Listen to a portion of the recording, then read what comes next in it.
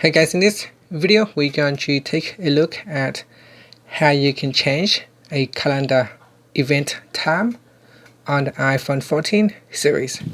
First, let's go back to the home screen by swiping up at the bottom of the screen. And on the home screen, open up the calendar app. And then in the calendar, we're going to open up the calendar event that you would like to change.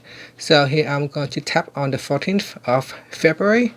In here I have an event at 6 p.m. So I tap on that and then tap on the edit button at the top. And let's say you want to change your event time from 6 p.m. to 7. So we're going to tap on 6 p.m. and now I'm going to change it to 7 p.m. And in the ends time you can change. So in here you can choose when it will end. So you can choose if it ends at 8 p.m. or 9 p.m. and then tap on done. If you need to make any other changes, you can go down the list here and simply amend the change. After that, you can simply tap on the done button if there is a change. And that's it. After that, you can tap on the back key and you can see your event has now been changed. And that is how you can edit or change the event time in calendar on the iPhone 14 series.